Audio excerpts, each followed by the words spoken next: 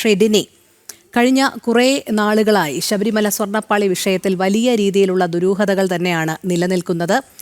എന്തായാലും അന്വേഷണം ഇപ്പോൾ നിലവിൽ വിജിലൻസ് ദേവസ്വമാണ് മുന്നോട്ട് കൊണ്ടുപോകുന്നത്. ഒരുപക്ഷേ ക്രൈംബ്രാഞ്ചിന് കൊടുത്തേക്കാമെന്നുള്ള രീതിയിലുള്ള അഭ്യൂഹങ്ങൾ മാത്രമേ വരുന്നുള്ളൂ. പക്ഷേ നമുക്കറിയാം, ഉണ്ണികൃഷ്ണൻ പോറ്റിക്കൊപ്പം ദേവസ്വത്തിലെ ഉദ്യോഗസ്ഥരും കൂട്ടുനിന്നിരുന്നു എന്നുള്ളത് വ്യക്തമാകുന്ന സാഹചര്യത്തിൽ അന്വേഷണം എത്രത്തോളം സുതാര്യമായി നീങ്ങും എന്നുള്ളതാണ്. ഈ കള്ളികളൊക്കെ വെളിച്ചത്താകാൻ ഇനിയും എത്രമാത്രം കാലതാമസം വേണ്ടിവരും?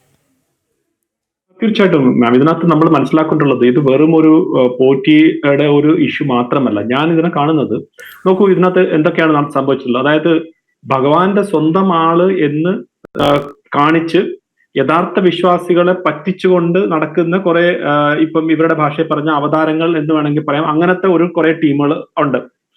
ഇനി ഭഗവാന്റെ പേരിൽ ജോലി ചെയ്യുന്ന ചില ഒഫീഷ്യൽസ് അല്ലെങ്കിൽ ഉദ്യോഗസ്ഥർ, അവർ കണ്ണടക്കിയോ അല്ലെങ്കിൽ മനഃപൂർവ്വം ഈ അവതാരങ്ങളുടെ കൂടെ നിന്ന് കക്കുന്ന ഒരു കുറെ ആളുകളുണ്ട്. അതാണ് ഈ ദേവസ്വം ബോർഡിന്റെ കുറെ ഒഫീഷ്യൽസ്.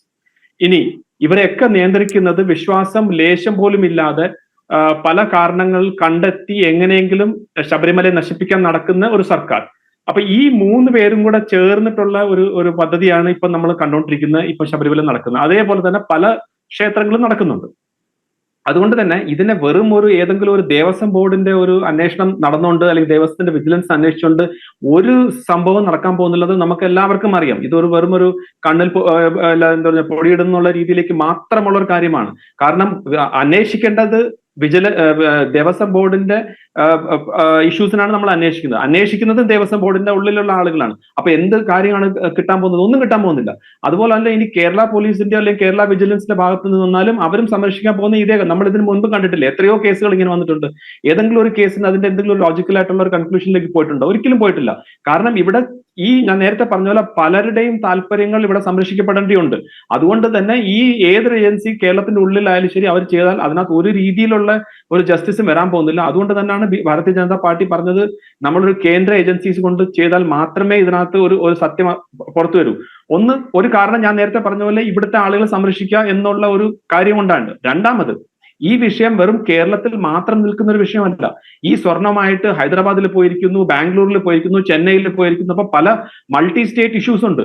അതുപോലെ തന്നെ ഇപ്പോൾ നമ്മൾ കാണുന്നത് ഇത് ഒരു എന്താ പറഞ്ഞ ഒരു സ്വർണത്തിന്റെ ഇഷ്യൂ ആണെങ്കിൽ തന്നെയും ഇതിന്റെ ബാക്കിൽ ഈ സ്വർണം വെച്ച് മറ്റു രീതിയിലേക്കുള്ള, അതായത് വേറെ എന്തൊക്കെയോ ക്രൈം നടത്താൻ പറ്റുന്ന ഒരു സാഹചര്യം കൂടി ഉണ്ട്.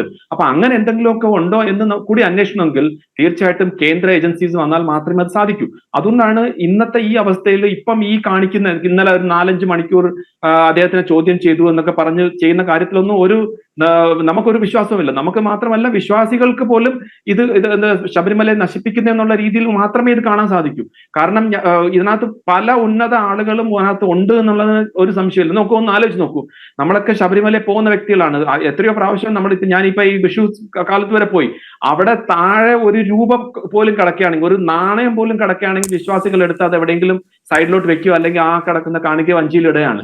അപ്പോഴാണ് ഇവിടെ സ്വർണം പൂശിയ വാതിലും സ്വർണം പൂശിയ ദ്വാരപാലകയൊക്കെ അറിവോടെ എഴുതി സൈൻ ചെയ്ത് ആളുകൾ കൊണ്ടുപോയി ലോകം മൊത്തവും അതിനെ പ്രദർശിപ്പിക്കുകയും മറ്റു കാര്യങ്ങളൊക്കെ ചെയ്യുന്നത്. അത് എവിടെയെങ്കിലും ആരും അറിഞ്ഞില്ല എന്ന് പറയുന്നത് നമ്മളൊക്കെ അതുപോലെ അങ്ങ് വിശ്വസിക്കണോ? അപ്പൊ തീർച്ചയായിട്ടും ഇതിനകത്ത് പല വലിയ ഹൈ ഒഫീഷ്യൽസിന്റെ പങ്കുണ്ട്.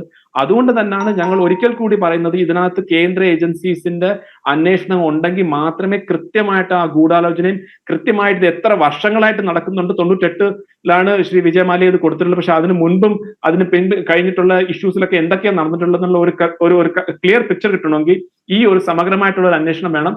അല്ലാതെ ഇത് വെറും പല അന്വേഷണങ്ങളും കേരള പോലീസും കേരള വിജിലൻസും ഒക്കെ നടത്തുന്ന പോലെ തന്നെ ഒരു കേസും കൂടെ മാത്രമായിട്ട് ഇത് ചുരുങ്ങും.